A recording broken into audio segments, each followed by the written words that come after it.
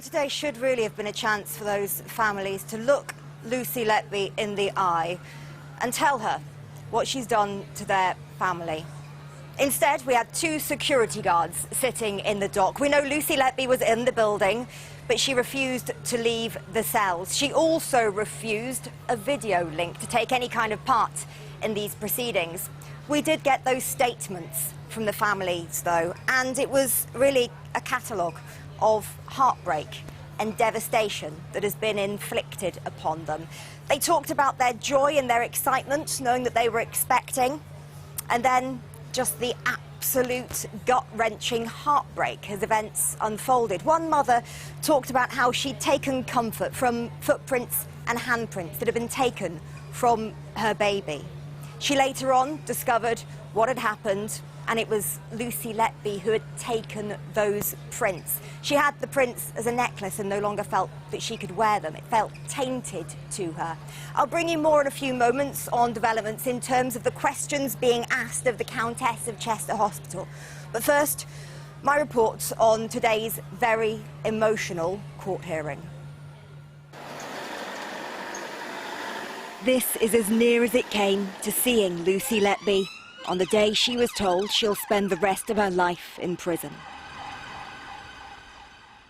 The nurse who murdered babies refused to be in the courtroom, but she couldn't stop the inevitable sentence being passed. This was a cruel, calculated and cynical campaign of child murder involving the smallest and most vulnerable of children. Hello, Lucy, is it? Yeah. Hello, my name's Chester Police. Please step in 2 seconds. With a smile that soon fell as she realised police were there to arrest her, detectives have described Lucy Letby as beige and unremarkable.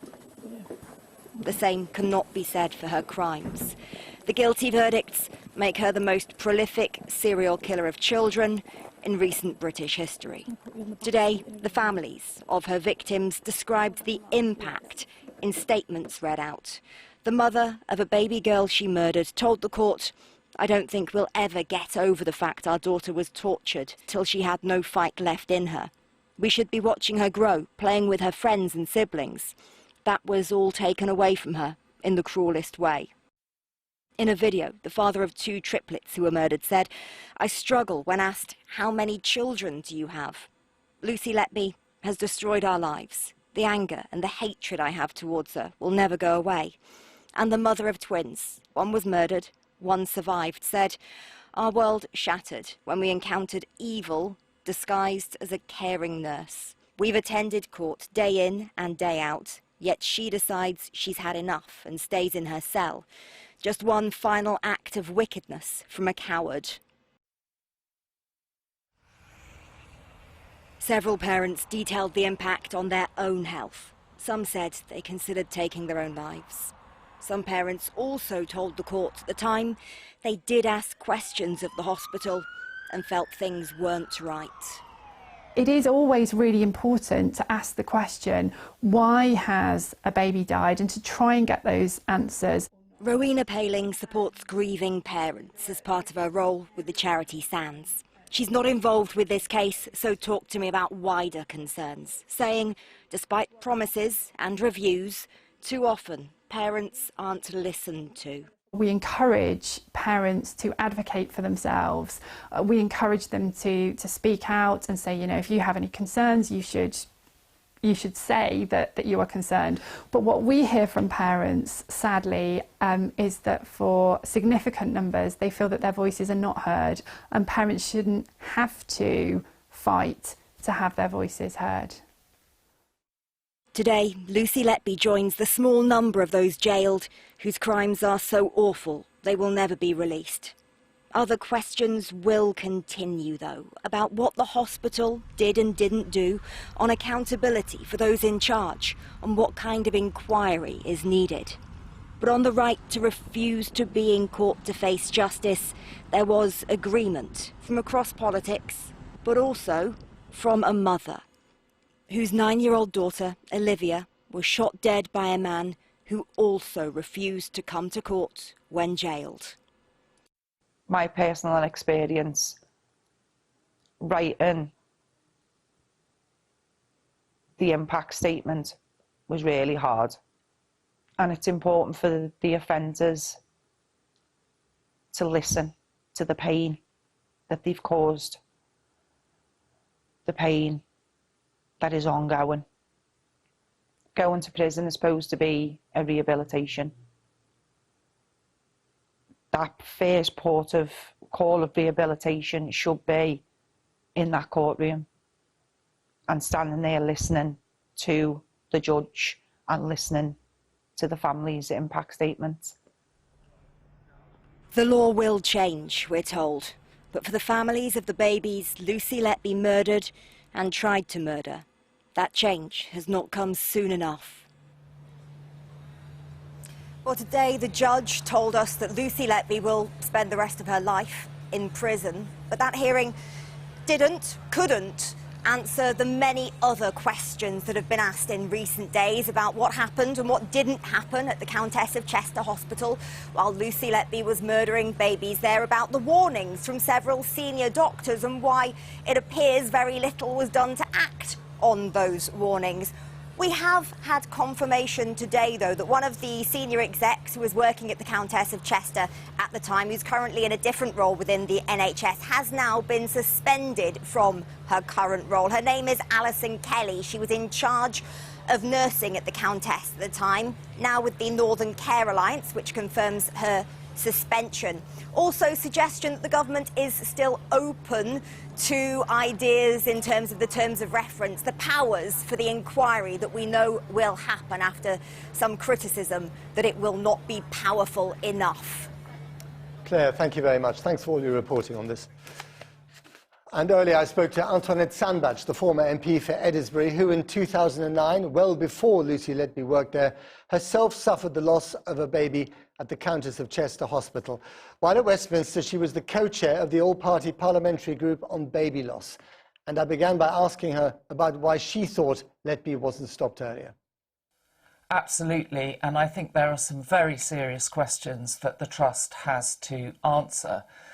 The 3 initial murders and the 1 near miss, which were reported by the paediatric team in June 2015, were not classified as serious incidents by the Trust.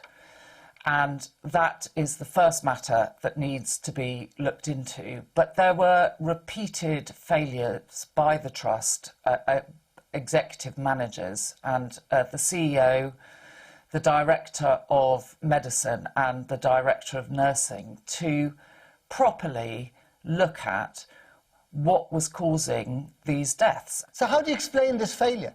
It's clear that there wasn't effective risk and governance procedures, and we had the ridiculous situation of the grievance process where the doctors had to apologise to Lucy Letby. To many people, that is extraordinary, that the consultants who complained about her, and it takes quite a lot for, that many consultants to come up with a complaint, then had to apologise for her. Well, what was clear is that Ian Harvey, the Director of Medicine, and in fact the Chief Executive, Tony Chambers, ignored 3 external recommendations to have forensic examinations into the deaths. And that is, to my mind, inexcusable. And for that reason, I support the Crown Prosecution Service's experts' call for Cheshire Police to conduct an investigation into gross negligence or potentially corporate manslaughter investigation in relation to the Trust and the management team at the Trust. So you want to go much further than, a statutory inquiry. You want to get the police involved at this stage? If there was gross negligence at that level, criminal charges should follow for the people who were grossly negligent. I mean, I know it's very early days and we haven't had the inquiry yet, but what do you think might have been the motivation of the management not to pursue this further? It's clear that Dr. Susan Gilby, who took over as Chief Executive of the Trust after Tony Chambers left, she has publicly stated that it was a concern about reputation management. So they were concerned about how it reflected on the Trust rather than seeking proper answers for the parents, which should have been their priority. I know that when I lost my son, I wanted to make sure that lessons were learnt so it never happened again. And that is where the board clearly failed, and the management structures in the trust failed. They were not looking for answers. They were trying to run away from difficult questions rather than asking them. And finally, are you saying that if managers are found culpable on whatever charge, if they're found culpable, they should also serve time in jail? Yes. Antoinette Sandbach, we're going to leave it there. Thank you very much indeed. Thank you. Well, the Countess of Chester Trust has said that there have been changes to hospital services since Lucy Letby worked there. The 3 hospital personnel referred to in this interview have also made statements denouncing Lucy Letby's crimes and offering cooperation with any inquiry. Aisha. Well, with me here in Leeds is the solicitor Hamlin Bolton, who's been representing parents of several of Letby's victims. Thank you so much for coming in.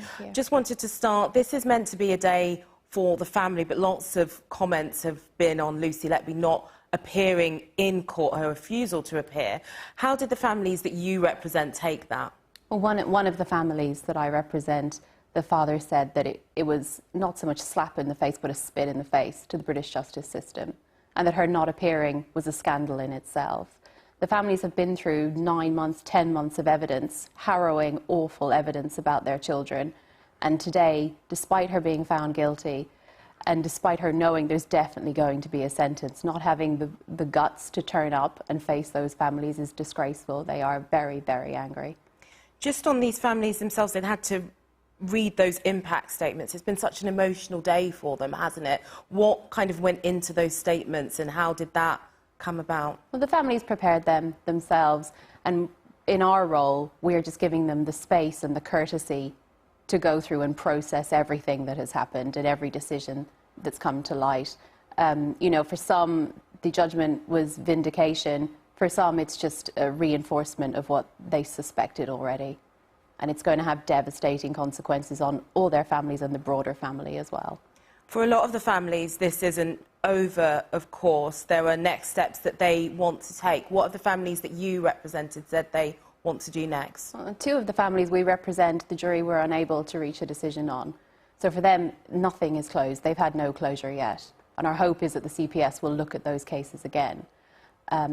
But there are bigger questions that the verdicts haven't answered, and that is about the role of the NHS at Chester, what they knew, when they knew it, and if there were any failings that would have prevented deaths of some of these children.